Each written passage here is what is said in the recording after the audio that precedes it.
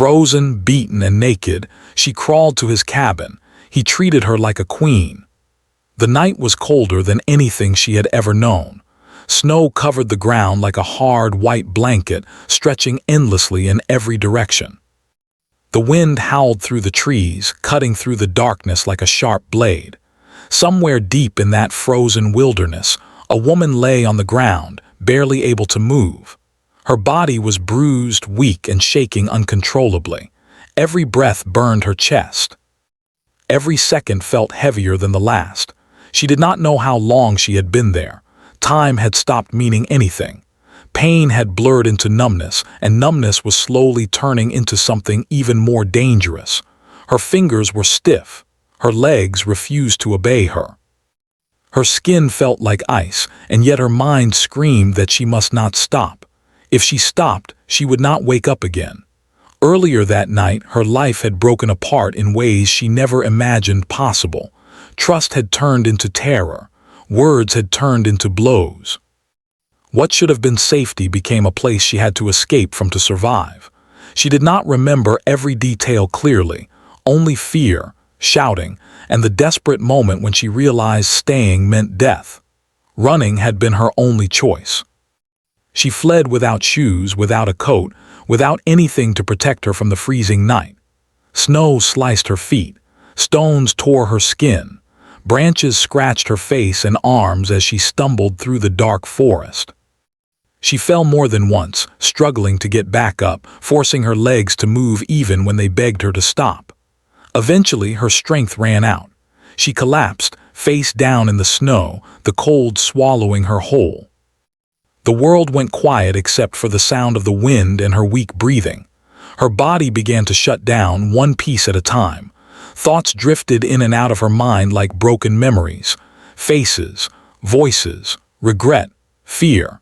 This was how people disappeared, she thought. This was how stories ended without anyone ever knowing. But then, through the fog in her mind, something stirred. A memory. Weeks earlier, maybe months, she could not be sure, she had passed through this area during the day. She remembered trees, a narrow trail, and for just a moment the shape of a small wooden cabin tucked between the forest and a clearing. It had looked old but solid, with smoke rising from a chimney. At the time, she had barely noticed it. Now that faint image was everything. The cabin might not even be real. It could be a trick of her mind. But it was hope, and hope was enough to make her move again. With a painful groan, she turned onto her side. Her muscles screamed. Her hands barely worked as she pressed them into the snow. Inch by inch, she dragged herself forward. Crawling was all she could manage. Her knees burned. Her palms went numb. Snow soaked into her skin, stealing what little warmth she had left. She did not know which direction she was going. She followed instinct more than sight. The forest seemed endless, the darkness thick and unforgiving. Several times she stopped, resting her forehead against the cold ground, whispering to herself to keep going. Just a little more, she murmured, though she had no idea how far more was. Her mind drifted again. She thought of who she used to be before fear took over her life.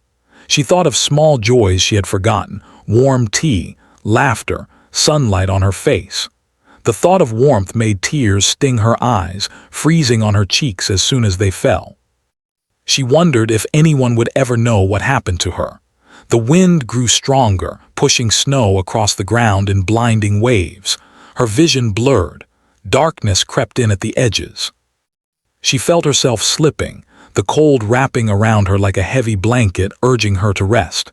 Rest would be easier, but something deep inside her refused to let go. A stubborn spark, small but fierce, told her she had survived too much already to give up now. She crawled again. Minutes passed, or hours. She could not tell. Then through the swirling snow she saw something unnatural in the wilderness. A shape, straight lines where there should have been none. A darker shadow against the white world. She blinked, afraid it was another illusion. But as she focused, her heart skipped weakly. It was real.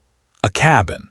It stood quietly among the trees, simple and weathered, with a small porch and a single window glowing faintly with warm light. Smoke curled from the chimney, disappearing into the night sky.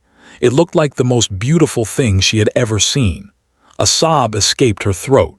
The distance between her and the cabin was not far, but it felt impossible. Every movement took everything she had left. Her arms trembled. Her breathing came in shallow gasps. Several times she collapsed completely, lying still until fear forced her to move again. Finally, her fingers brushed against wood. The steps of the porch were rough beneath her hands.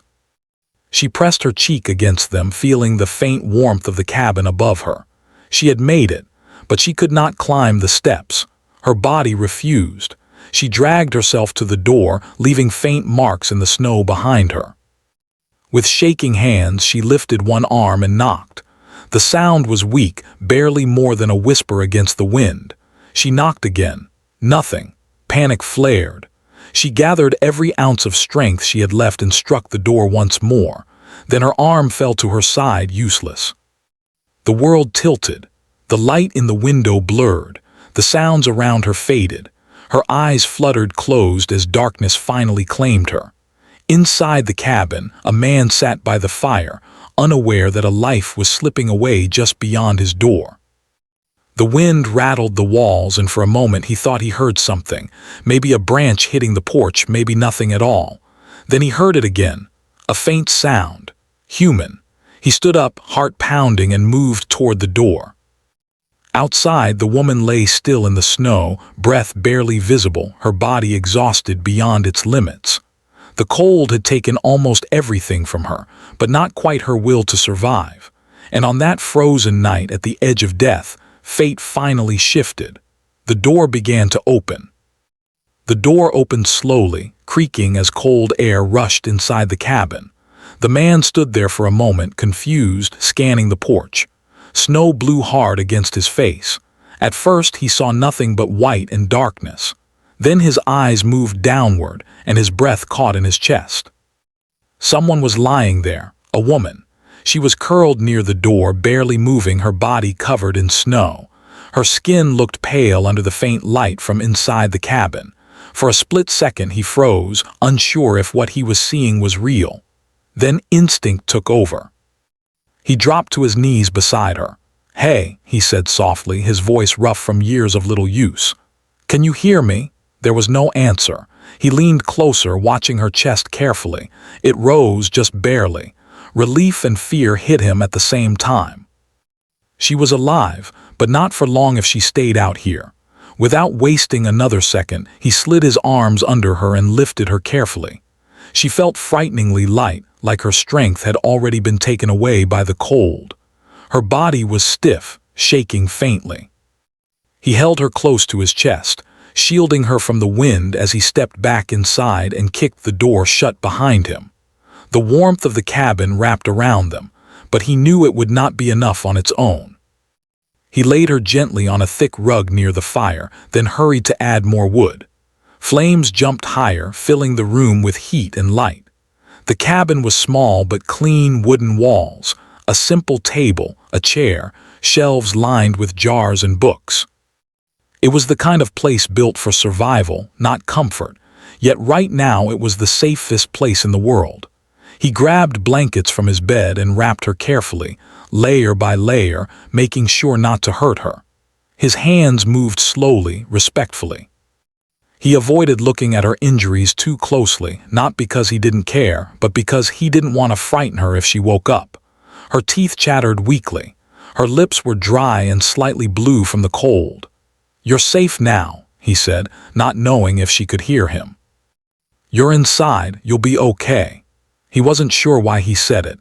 Maybe he needed to hear it himself. He fetched a pot of water and set it on the stove, keeping the heat low. He knew sudden heat could be dangerous after such extreme cold. Everything had to be slow, careful, patient. As he worked, he studied her quietly.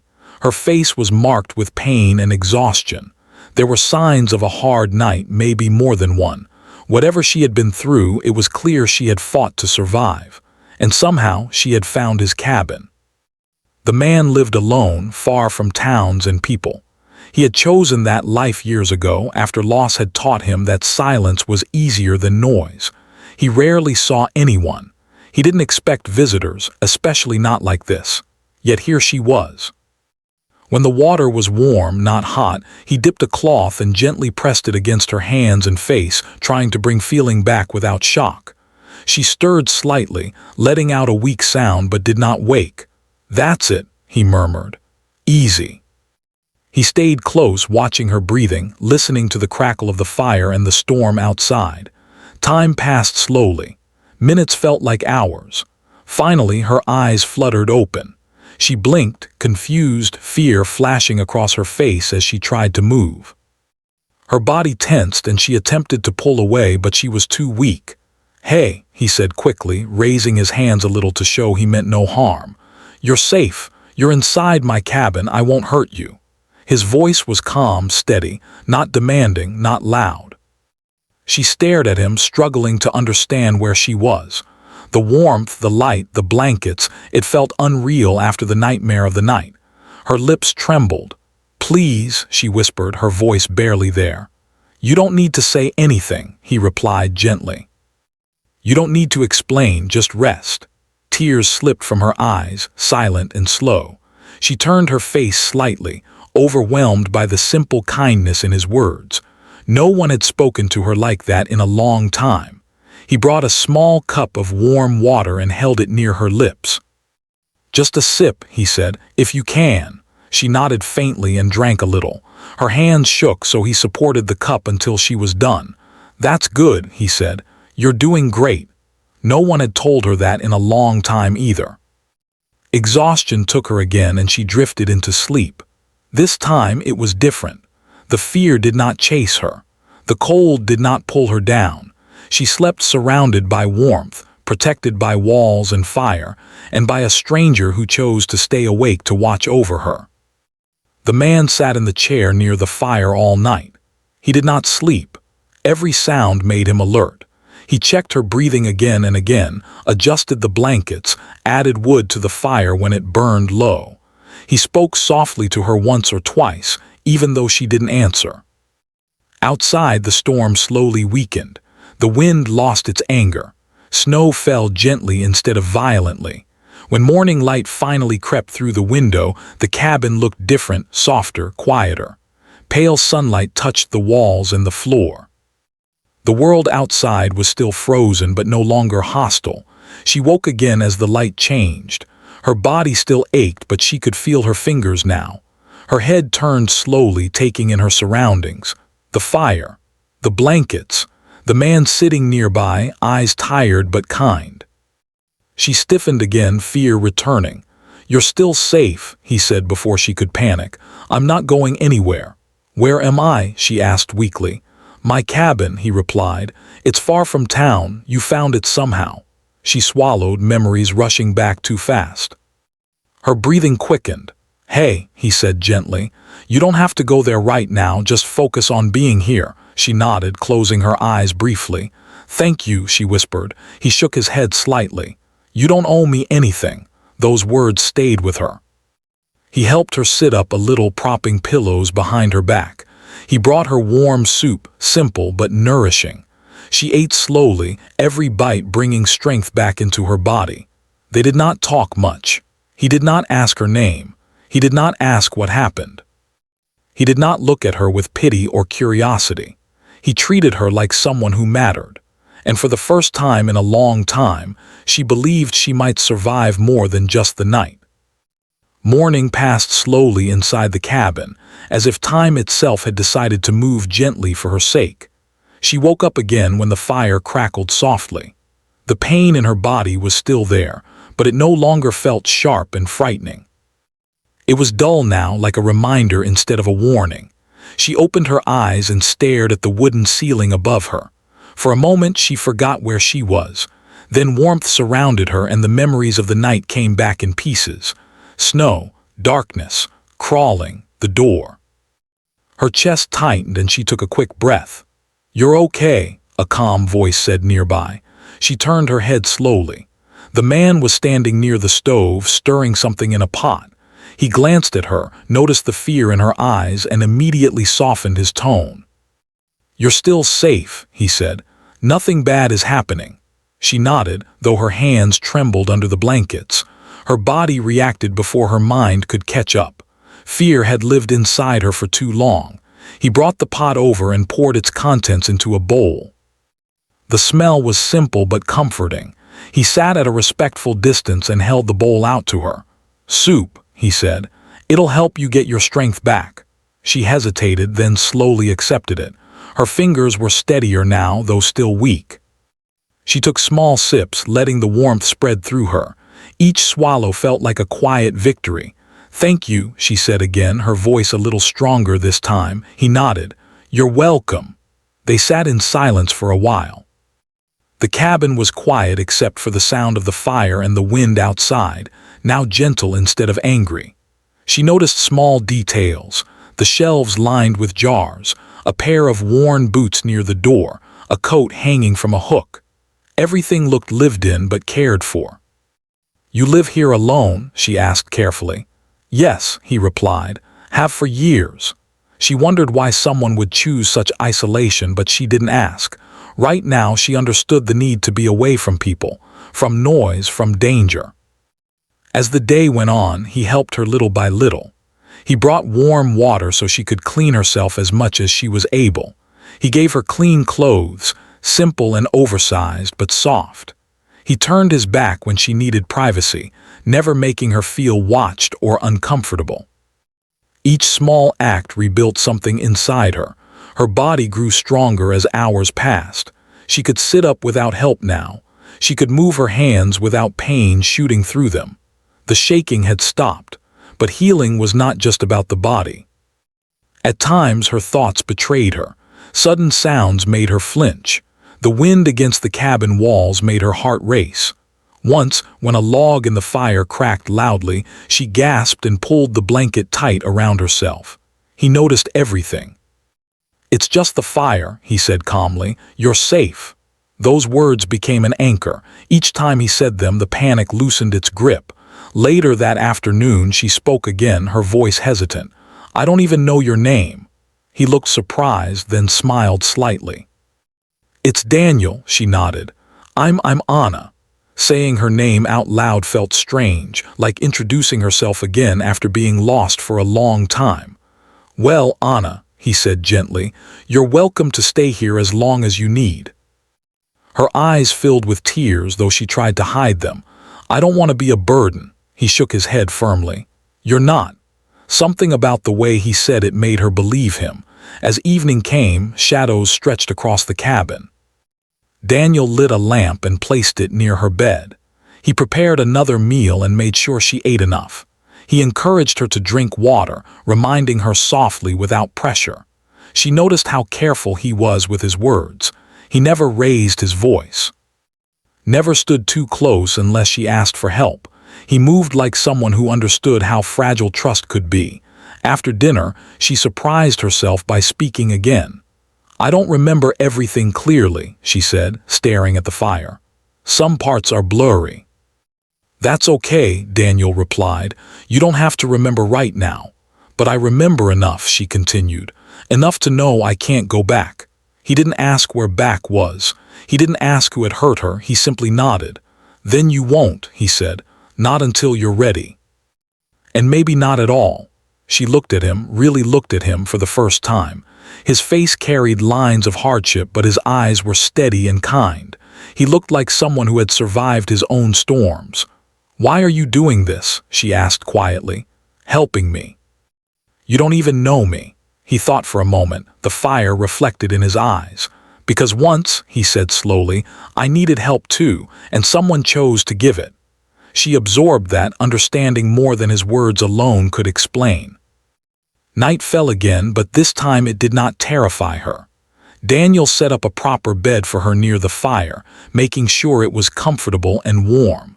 He placed a glass of water within reach and showed her where the door was, where the bathroom was, where he would be sleeping. "If you need anything," he said, "just call out." "Will you be nearby?" she asked, a trace of fear slipping through. "Yes," he answered without hesitation. "I'll be right here." Sleep came slowly but naturally. When she closed her eyes, memories tried to surface, but they no longer crushed her. She reminded herself where she was, who was with her. Warmth, safety, quiet. She dreamed not of the past but of walking in sunlight, her steps steady and unafraid. When she woke the next morning, something inside her had shifted. She wasn't healed, not completely, but she was no longer broken beyond hope. She sat up on her own, wrapped in the blanket, and listened to the peaceful sounds of the cabin. For the first time in a long while, she felt something unfamiliar settle in her chest. Not fear, not pain, but the fragile beginning of trust. And she knew deep down that the hardest part of her journey, the part where survival felt impossible, was finally behind her. Days passed quietly, one after another, inside the small cabin. The storm had long ended, but winter still ruled the land. Snow rested heavily on the trees, and the world outside remained silent and cold. Inside, however, something warm and steady was growing. Anna's strength returned little by little. Each morning, she woke feeling slightly better than the day before. She could now stand on her own. The first time she tried, her legs shook badly. Daniel stayed close but did not touch her unless she asked. When she nearly lost her balance, she grabbed the edge of the table, breathing hard. "I've got you if you fall," he said calmly. She took a deep breath and straightened. "I won't," she said, surprising herself, and she didn't. That small victory meant more to her than she could explain. It reminded her that her body still belonged to her, that it could carry her forward, not just collapse under fear. Each day, Daniel showed her simple routines: how to help with meals, how to add wood to the fire, how to look outside safely from the window before opening the door. He never treated her like she was weak or broken. He treated her like someone learning to stand again. Sometimes they talked, sometimes they didn't. The silence between them never felt heavy. It felt respectful. One afternoon, Anna sat by the window, watching snow fall gently from the sky. It looked peaceful now, nothing like the night that almost ended her life. She wrapped her borrowed sweater tighter around herself. "I keep waiting," she said quietly, "for the fear to come back full force." Daniel was repairing something near the table. He paused and looked at her. "It probably will," he said honestly, "but it won't stay forever." She nodded. "How do you know?" "Because it never does," he replied, "even when it feels like it will." She thought about that for a long time. Later that day, she asked him about his life.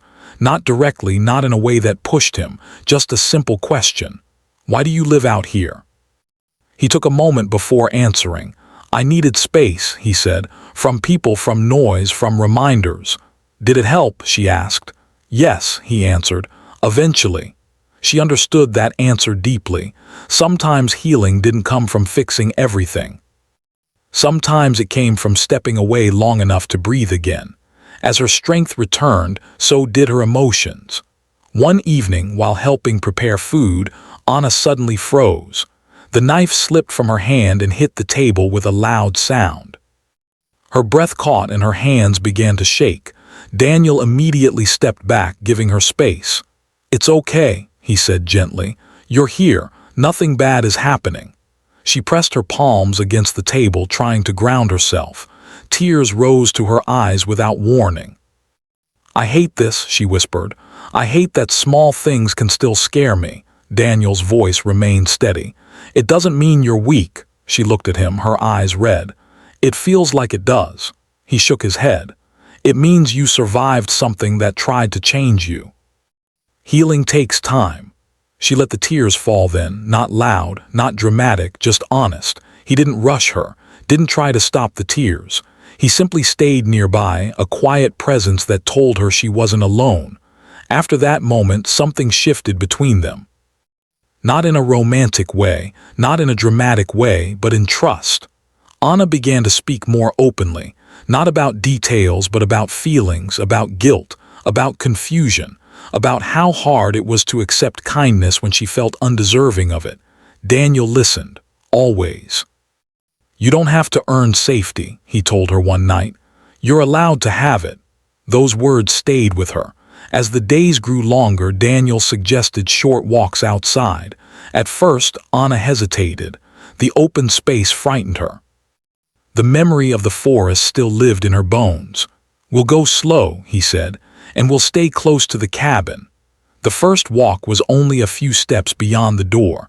Her heart raced and her eyes scanned everything around her, but nothing happened. The world stayed quiet. The next day they went a little farther. By the end of the week, Anna could stand in the clearing and breathe deeply without panic taking over. The cold air filled her lungs, sharp but clean. She felt alive in a way she hadn't felt in a long time. One afternoon, while standing outside, she turned to Daniel. "You saved my life," she said softly. He looked uncomfortable. "You saved yourself," he replied. "You made it here." "But you could have ignored the door," she said. He met her gaze. "I didn't." She smiled faintly. "I'm glad." As trust grew, so did something else, respect. Daniel never crossed boundaries, never asked for more than she could give, never made her feel like she owed him anything. His care was quiet, steady, and unconditional. That made all the difference. One evening, as the fire burned low, Anna spoke again. "I don't know who I am anymore," she admitted. "Everything I was feels distant." Daniel added another log to the fire. "You're someone who survived," he said, "and someone who's healing. That's enough for now." She considered that. What if I can't go back to who I was? Then maybe, he said, you become someone new.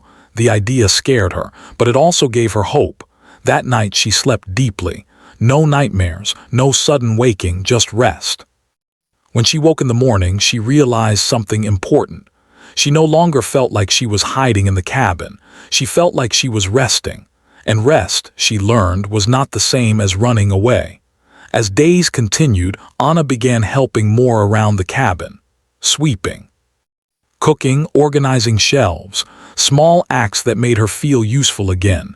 Daniel never praised her in a way that felt heavy, but he noticed. "Looks better," he said once, glancing at a tidy corner. She smiled. "It does." One quiet afternoon, she stood by the window and watched the sky change colors as the sun lowered. "I don't know what comes next," she said. Daniel joined her. "You don't have to decide yet." "But someday I will," she replied.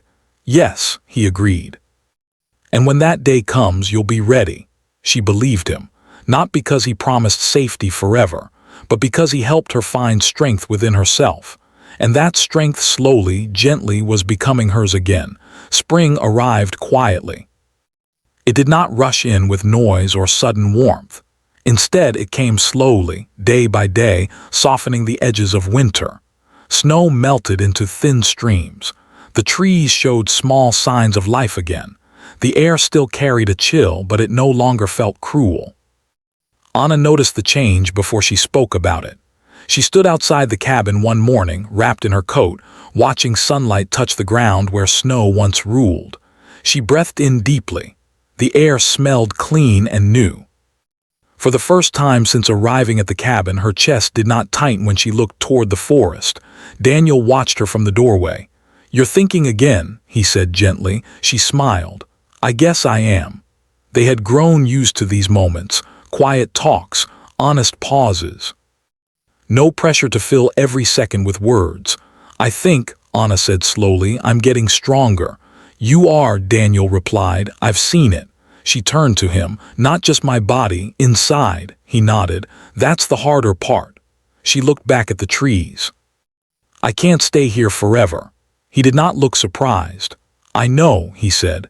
The truth settled between them, calm and heavy at the same time. Over the next few days they spoke more about the future, not in a rushed way, not in fear, just honestly. Anna talked about rebuilding her life, about finding a place where she could feel safe but not hidden, about wanting to stand on her own again even if it scared her. Daniel listened. "You don't have to leave because you think you owe me," he said one evening. "You don't owe me anything." "I know," she replied. "I'm leaving because I'm ready to live again." That answer mattered to both of them. They began preparing quietly. Daniel helped her plan simple steps, where she could go first, who she could speak to for support, how to take things slowly instead of trying to fix everything at once. Anna wrote things down in a small notebook Daniel gave her. Each page felt like proof that her future was real. Some days were harder than others. On one morning, fear returned suddenly. Anna woke with her heart racing, memories pressing in without warning. She sat on the edge of the bed, breathing fast, hands shaking. Daniel heard her before she called out. "I'm here," he said, stepping into the room. "You're not alone." She closed her eyes and focused on his voice. Slowly, the fear loosened its grip. "I thought I was past this," she whispered. "You're past the worst," he said. "That doesn't mean it never comes back." She nodded, wiping her face. "I just don't want fear to decide my life anymore." "It won't," Daniel said firmly. "Not if you keep choosing forward." Those words stayed with her. As the days passed, Anna walked farther from the cabin on her own. She stood taller. Her steps were steady. She no longer flinched at every sound. She still carried scars, some visible, some not, but they no longer defined her. One afternoon, she returned from a walk smiling. "I went all the way to the edge of the clearing," she said proudly. Daniel smiled back. "How did it feel?" "Scary," she admitted, "but also freeing." He nodded. "That's how growth feels." The night before she planned to leave, the cabin felt different, not sad, just full. They shared a quiet meal by the fire. The flames danced gently, lighting the walls that had protected her when she needed it most. "I don't know how to say goodbye," Anna said softly. "You don't have to say it like it's the end," Daniel replied. "It's just a change." She looked at him, emotion filling her eyes. "You saved me." He shook his head just as he had before. "You saved yourself, I just opened the door." "But you stayed," she said. "You treated me with respect when I felt less than human." His voice was steady but low. "Everyone deserves that." They sat in silence after that, letting the fire speak for them. That night Anna slept peacefully. No fear, no racing thoughts, just rest. Morning came bright and clear. Anna packed the few things she owned into a small bag. Daniel helped her carry it to the door. The forest stood calm and welcoming, no longer a threat. She turned to him. "I don't think I would be here without you," she said. Daniel met her eyes. "You were always stronger than you knew." She hesitated, then stepped forward and hugged him. It was brief and gentle, full of gratitude but not dependence. "Thank you," she said. He returned the hug carefully. "Go live," he replied. She stepped away, took one last look at the cabin, and then turned toward the path ahead. Each step felt like a promise. Daniel stood in the doorway long after she disappeared from sight. The cabin felt quieter now, but not empty. He returned inside and sat by the fire, thinking about how a single knock on a winter night had changed 2 lives. Weeks later, Anna stood in a different place. A small town, a simple room, a fresh start. Life was not perfect. Healing was still ongoing. Some days were heavy.